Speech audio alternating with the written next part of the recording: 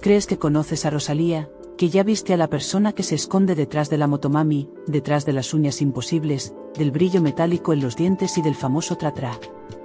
Crees que sabes quién es la artista, la joven de un pueblo cualquiera que logró conquistar el planeta entero. Pero lo que nunca te contaron es el precio que tuvo que pagar para llegar ahí. Un precio escrito con lágrimas, con traiciones que la dejaron sin aire, con escándalos que casi la derriban antes siquiera de despegar y con un silencio forzado que pudo haberla enterrado para siempre. La viste anunciar su compromiso al mundo entre sollozos de felicidad, luciendo un anillo que parecía salido de un cuento de hadas. Pero apenas 4 meses más tarde, ese cuento explotó como cristal contra el suelo, dejando tras de sí rumores venenosos, sospechas de engaños y una humillación pública que habría dejado a cualquiera temblando.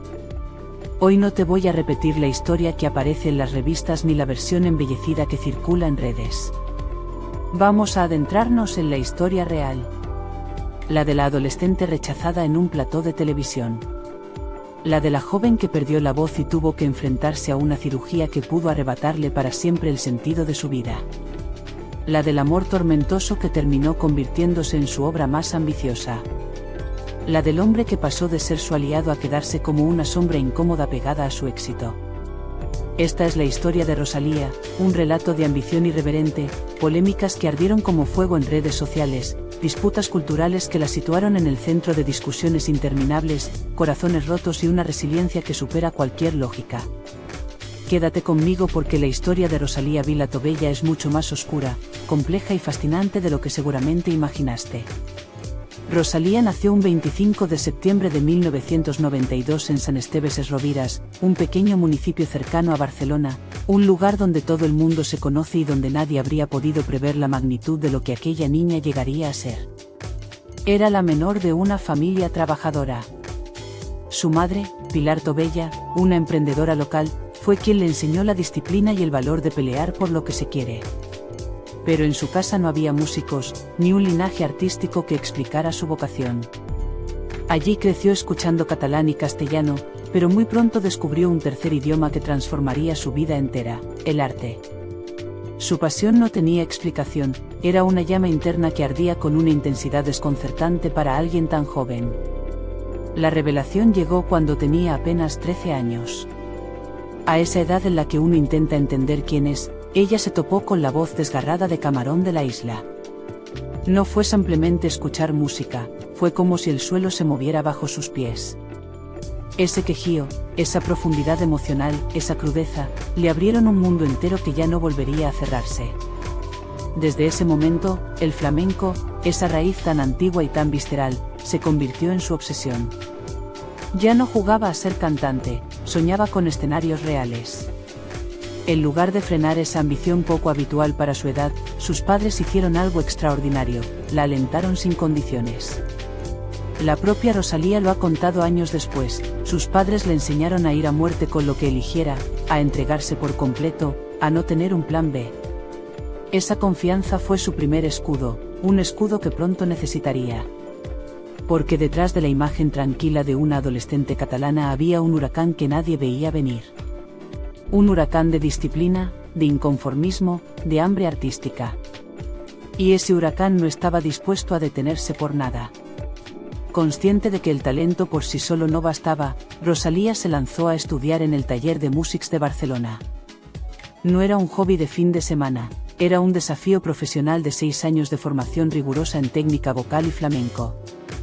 Mientras otras chicas de su edad salían a divertirse, ella absorbía cada clase y se subía a cualquier escenario diminuto que le permitiera aprender, aunque la escucharan 10 personas distraídas. Y entonces llegó el momento de ponerse a prueba. Con solo 15 años decidió presentarse al programa de televisión Tú sí que vales. Imagínate la escena, una adolescente llena de ilusión, temblando de nervios, enfrentándose a un jurado que buscaba espectáculo antes que autenticidad. El resultado fue un golpe seco. No la escogieron. Un no rotundo, televisado, visto por millones. Una humillación que a cualquiera le habría destrozado el espíritu. Pero ella tomó ese golpe y lo convirtió en combustible. Años después admitiría que esa derrota fue una de las lecciones más valiosas de su vida. Entendió que todavía le faltaba camino, técnica y madurez. Y en lugar de rendirse, redobló esfuerzos. Pero el destino tenía un golpe aún más duro preparado para ella. A los 17 años, justo cuando estaba más decidida que nunca, sus cuerdas vocales cedieron. No era un simple cansancio, era una lesión seria, consecuencia directa de su obsesión por entrenar. La llevaron a quirófano. Las luces frías, el miedo a despertar sin voz, la posibilidad real de que su sueño se acabara allí mismo. Cuando abrió los ojos, los médicos sentenciaron, 1 año entero sin cantar. Silencio absoluto. ¿Imaginas lo que significa para alguien que vive por la música? Ese silencio fue una tortura lenta. Años después lo describiría con una simplicidad que esconde un dolor inmenso. Fue un momento muy difícil porque tuve que dejar de cantar. Durante meses vivió con el miedo constante de no recuperar jamás su voz. Pero incluso sin poder emitir una nota, no dejó de estudiar. Devastada, sí, pero no vencida. Se sumergió en teoría musical, analizaba armonías, escuchaba discos una y otra vez. No podía cantar, pero seguía preparando el terreno para cuando pudiera hacerlo. Y ese día finalmente llegó cuando cumplió 19 años. Su voz estaba de vuelta, aunque ella seguía rota por dentro. Necesitaba reconstruirse. Y aquí es donde tomó una decisión que nadie esperaba, se fue sola a recorrer el Camino de Santiago. Y fue justamente allí donde encontró algo que cambiaría el rumbo de su vida. Aquel viaje solitario por el Camino de Santiago no fue una simple escapada ni un capricho juvenil. Fue un intento desesperado por entender quién era después de haber visto su mundo tambalearse. Día tras día avanzaba con una mochila ligera pero un peso emocional inmenso. Caminaba entre bosques silenciosos y senderos interminables, sintiendo como el cansancio físico le iba arrancando poco a poco los miedos que llevaba acumulados desde la adolescencia. Entre ampollas, madrugadas heladas y pensamientos que se repetían como un mantra, Rosalía encontró algo parecido a una paz que jamás había sentido. Ese camino se convirtió en una reconstrucción pieza por pieza. Allí dejó la sombra de la chica rechazada en televisión, la angustia de haber podido perder la voz para siempre y la inseguridad que la había acechado durante años. Volvió renovada, más fuerte, consciente de que todo lo vivido no la había quebrado, sino templado como acero. Cuando regresó, ya no era una adolescente con un sueño caprichoso. Era una joven con una determinación nueva, casi feroz.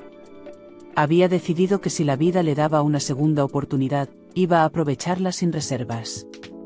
Desde entonces, cada paso en su carrera lo dio con una paciencia sorprendente, casi contradictoria con su ambición. En lugar de buscar una fama rápida, esa que seduce y destruye con la misma facilidad, eligió un camino lento, casi artesanal. Pocos de sus fans actuales conocen esa etapa en la que actuaba en bodas, en restaurantes elegantes donde nadie la miraba directamente a los ojos, en bares en los que la gente hablaba más fuerte que su voz. A veces cobraba 80 euros por noches eternas, otras veces, solo le pagaban la cena. Esos escenarios humildes fueron su verdadero campo de entrenamiento. Allí aprendió a mantener el control incluso cuando nadie parecía escucharla, a modular su voz ante públicos desinteresados, a sobrevivir con dignidad en los márgenes de una industria que todavía no la veía. Al mismo tiempo, las redes sociales se convirtieron en su altavoz personal. Subía versiones caseras, pequeñas ventanas a un talento inmenso que empezaba a llamar la atención de otros jóvenes artistas que, como ella, trataban de abrirse paso desde la escena alternativa. En ese circuito underground conoció a músicos que hoy tienen nombre propio, pero que entonces eran igual de luchadores que ella. Absorbía influencias de todas partes, del flamenco más tradicional que estudiaba en sus clases, del trap más crudo que escuchaban sus amigos, de la electrónica experimental, del pop urbano que había comenzado a cambiar el panorama musical español. Sin darse cuenta, estaba construyendo ese estilo irrepetible que más tarde la haría mundialmente reconocible. En 2012 dio un pequeño gran salto al convertirse en la vocalista de Quejaleo, un grupo que mezclaba el flamenco con el jazz y el funk. Grabaron juntos un disco llamado Al Aire, publicado en 2013, que marcó el inicio de su lenta expansión artística. Ese mismo año comenzó a colaborar con figuras más consolidadas. El destino la cruzó con el guitarrista Chicuelo, una figura respetada del flamenco contemporáneo. Juntos grabaron la canción principal de la banda sonora de la película Blancanieves, una cinta muda en blanco y negro que se convirtió en una joya cinematográfica. Aquella colaboración los llevó incluso al Festival de Cine de Panamá. De repente, la chica que cantaba en bodas empezaba a pisar alfombras rojas y a conectar con círculos creativos de mayor envergadura. Los siguientes años fueron un ascenso lento pero constante. En 2015 participó en un espectáculo de la innovadora compañía La Fura dels Baus, fue telonera del reconocido Miguel Poveda en un festival de jazz y hasta prestó su voz para una campaña de la marca Desigual. Nada le parecía pequeño. Aceptaba todo lo que pudiera ayudarla a crecer. Su curiosidad era inagotable. Incluso se atrevió a enseñar, llegó a dar clases de canto flamenco, compartiendo técnicas y conocimientos con otros jóvenes cantantes, mientras ella misma continuaba formándose en la Escuela Superior de Música de Cataluña. Ese periodo la moldeó tanto como artista que casi puede considerarse una segunda adolescencia musical, una en la que su mente absorbía y transformaba todo lo que tocaba.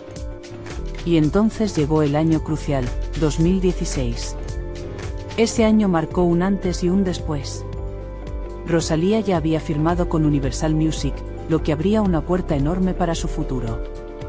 También pasó una temporada en Los Ángeles buscando nuevas influencias, intentando descifrar qué sonido estaba destinado a convertirse en su firma.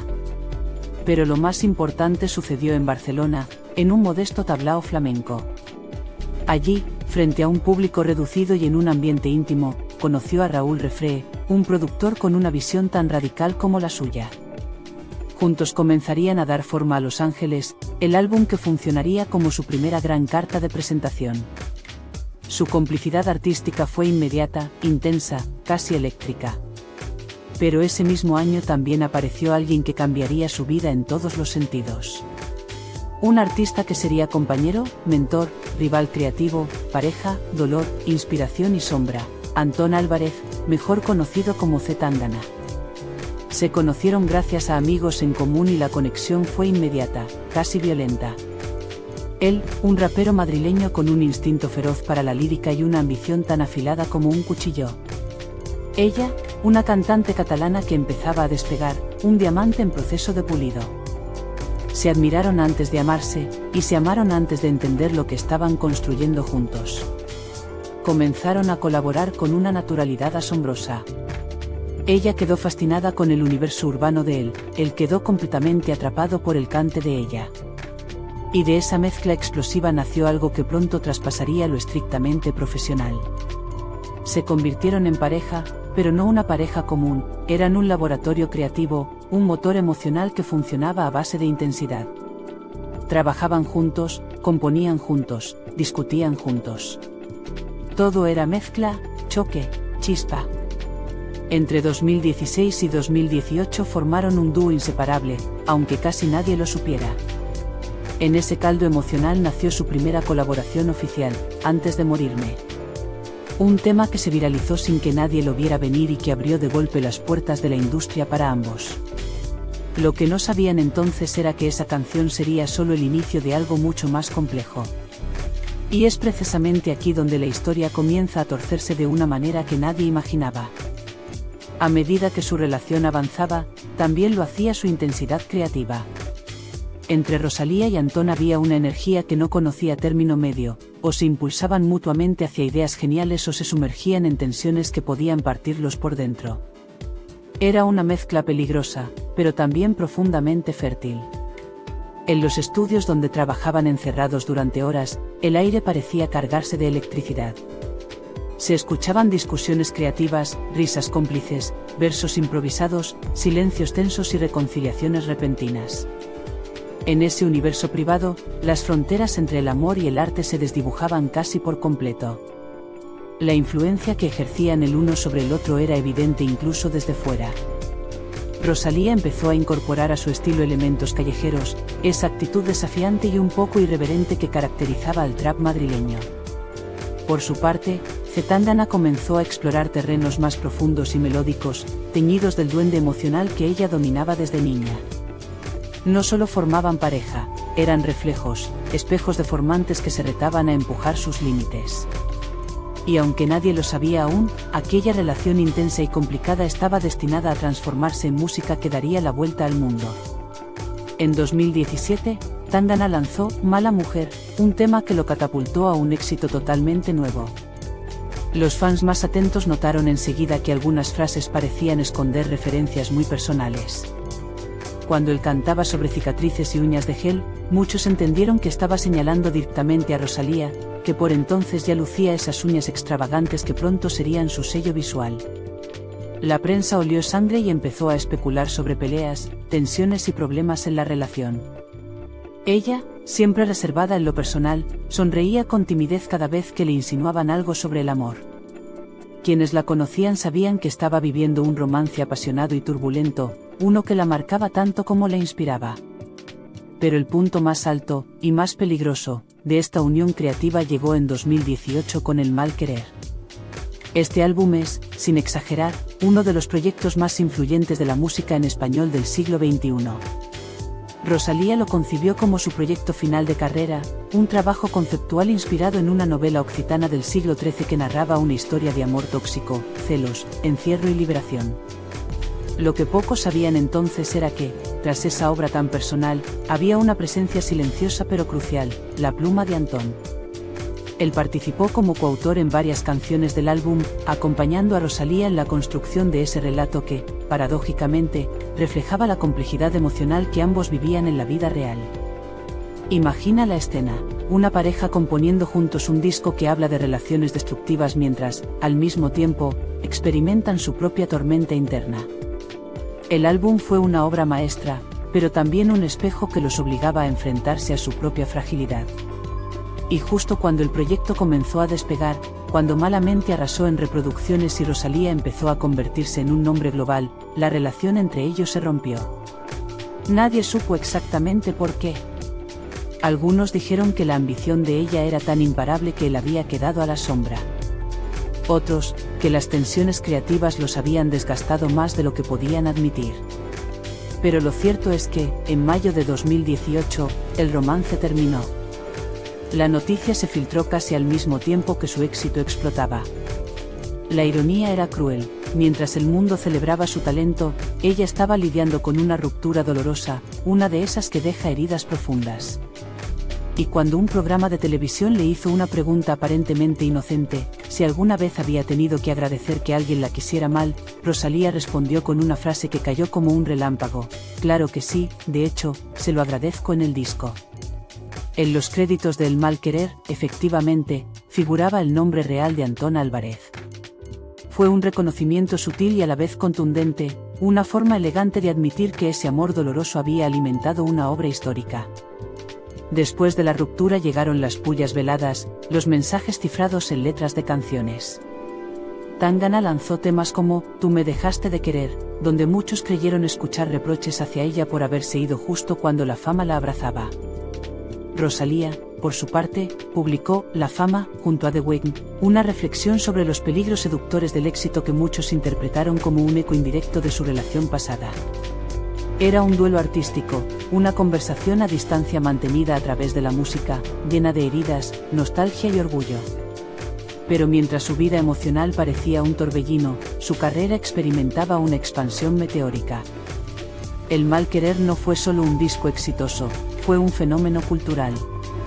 La crítica internacional la aplaudió con entusiasmo, la industria se rindió ante su audacia estética y su voz empezó a escucharse en escenarios que jamás habría imaginado unos años antes. Pasó de cantar en bodas a llenar festivales gigantescos. Ganó premios como si la suerte la persiguiera. Colaboró con estrellas internacionales que se declaraban fans de su forma única de reinterpretar la música española. Madonna, Pharrell, Kylie Jenner, J Balvin, todos querían un pedazo de aquel huracán que estaba redefiniendo lo que significaba ser un artista global. Sin embargo, junto a ese éxito deslumbrante llegó un nuevo enemigo, uno que no se combate con técnica vocal ni con horas de estudio: la polémica. En España comenzaron a surgir debates que ponían en duda su legitimidad artística, especialmente en lo que respecta al flamenco.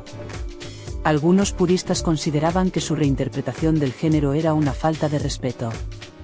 Y desde ciertos sectores de la comunidad gitana surgieron críticas aún más duras que la acusaban de apropiación cultural. La activista Noelia Cortés fue una de las voces más contundentes, afirmando que Rosalía utilizaba símbolos gitanos como un disfraz, aprovechándose de una cultura cargada de sufrimiento sin haber vivido ese dolor. Sus palabras se convirtieron en combustible para un incendio en redes sociales. De repente, Rosalía era acusada de usurpar una identidad que no le pertenecía. Todo ello mientras la artista defendía que su relación con el flamenco venía de más de una década de estudio profundo y un respeto inmenso por su tradición. Pero Internet raramente perdona. La polémica creció tanto que llegó incluso a cruzar océanos.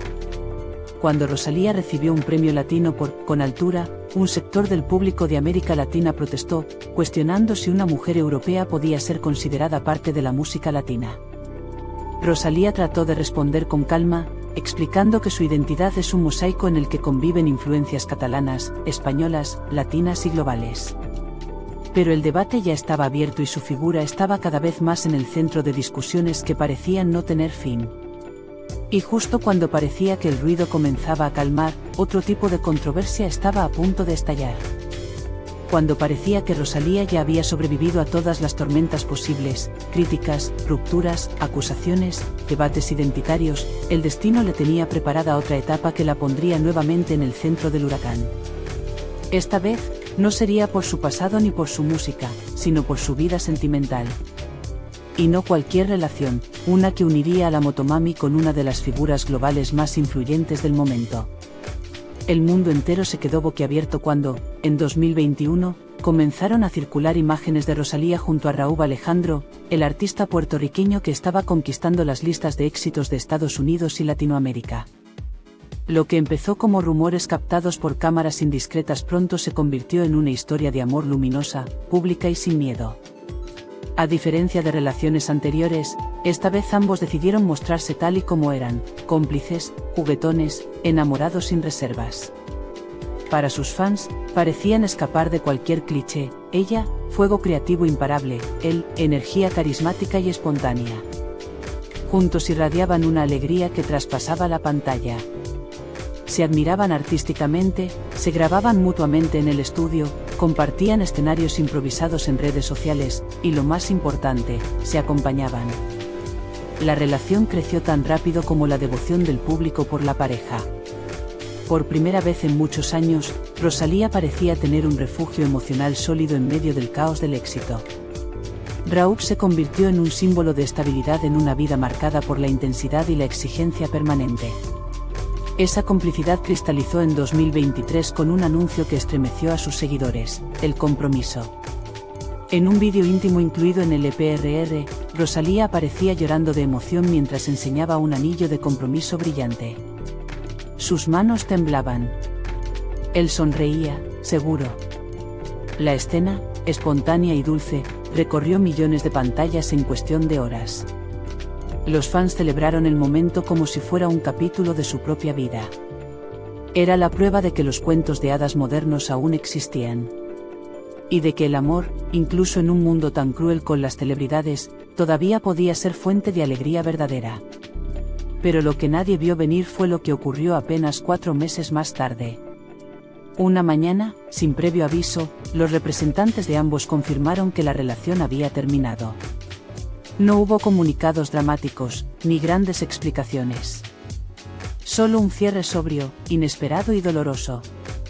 Las redes sociales explotaron como un incendio descontrolado. De pronto aparecieron teorías, sospechas y comentarios venenosos. Algunos hablaban de infidelidades, otros, de diferencias irreconciliables, otros, de presiones laborales. Pero lo cierto es que ninguno de los dos alimentó los rumores. Ambos optaron por el silencio. Un silencio que, justamente por eso, hizo más ruido que cualquier declaración.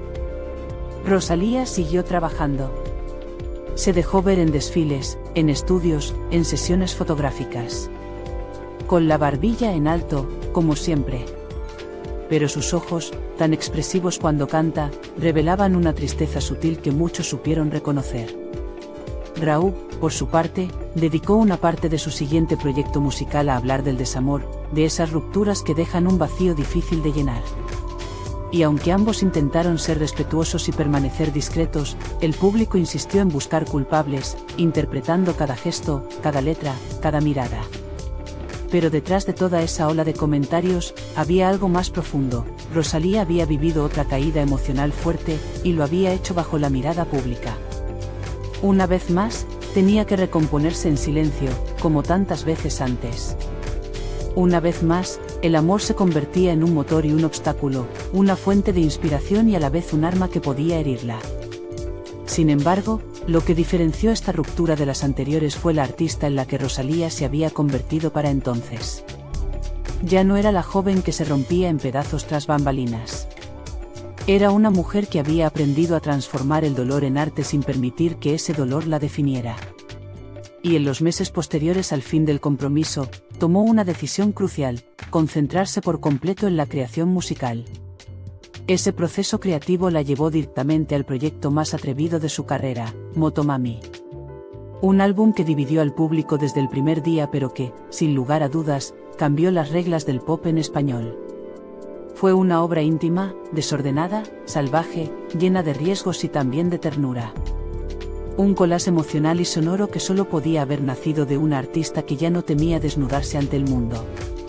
En Motomami, Rosalía habló de deseo, de autopoder, de fragilidad, de espiritualidad y de contradicciones. De la mujer que era, ya sin necesidad de pedir permiso a nadie. Pero mientras el álbum la consolidaba como una de las artistas más influyentes de la década, otra conversación volvía a encenderse, la del impacto de su imagen pública. Sus uñas kilométricas se convertían en tendencia mundial. Su estética motera se replicaba en miles de perfiles. Su forma de mezclar flamenco, reggaetón, electrónica, jazz y pop despertaba fascinación y rechazo a partes iguales. Rosalía ya no era solo una cantante, era un fenómeno cultural con vida propia. Y a esa altura de su carrera, cuando parecía imposible sorprender más, la Motomami se embarcó en una etapa nueva, una en la que su creatividad se volvió más minimalista, más centrada, más madura. El ruido seguía alrededor, pero ella parecía cada vez más enfocada en encontrar su voz interior. Sin embargo, la historia no termina ahí. Porque justo cuando su carrera alcanzaba un punto de madurez extraordinario, un nuevo giro estaba por cambiar el rumbo de su vida artística para siempre. Tras el huracán de Motomami, Rosalía entró en una nueva fase de su vida artística, una etapa de introspección, precisión y silencio escogido. En lugar de perseguir el ruido del éxito, comenzó a seleccionar con cuidado cada paso, cada colaboración, cada aparición. Era evidente que había alcanzado un punto de madurez creativa en el que ya no necesitaba demostrar nada, solo quería crear desde la autenticidad. Empezó a explorar un sonido más minimalista, más desnudo, más emocional. Se le vio trabajando en estudios con productores de distintas escenas, desde la electrónica experimental hasta el pop alternativo, siempre con el objetivo de reinventarse sin perder la esencia. También se interesó por proyectos fuera de la música, moda, arte visual, dirección creativa. Su presencia, antes explosiva, se volvió más elegante y enigmática. Lo más significativo de esta etapa fue su capacidad para encontrar equilibrio. Rosalía dejó atrás la necesidad de reaccionar a cada crítica o cada titular. En su lugar, abrazó una calma que nunca había tenido. Y en esa calma creció su visión artística. Empezó a componer desde un lugar más íntimo, sin prisas, sin presiones, consciente de que las grandes obras no nacen del impulso sino del tiempo. Su legado, incluso antes de cumplir los 35, ya estaba asegurado. Había redefinido la música española, había roto fronteras estéticas, había demostrado que un artista puede ser a la vez tradicional y futurista. Su historia no era solo la de una cantante exitosa, sino la de una mujer que convirtió cada caída en un escalón, cada polémica en una reflexión y cada ruptura en un capítulo de crecimiento. Y así, mientras el mundo se preguntaba cuál sería su siguiente movimiento, Rosalía avanzaba en silencio, con esa mezcla extraña de vulnerabilidad y fuerza que siempre la ha definido. Su camino seguía abierto, impredecible, brillante. Lo único seguro era esto: después de todo lo vivido, Rosalía no estaba al final de su historia, sino en el comienzo de una etapa aún más poderosa. La Motomami, al final, no era un personaje, era una evolución constante. Y todavía quedaba mucho por ver.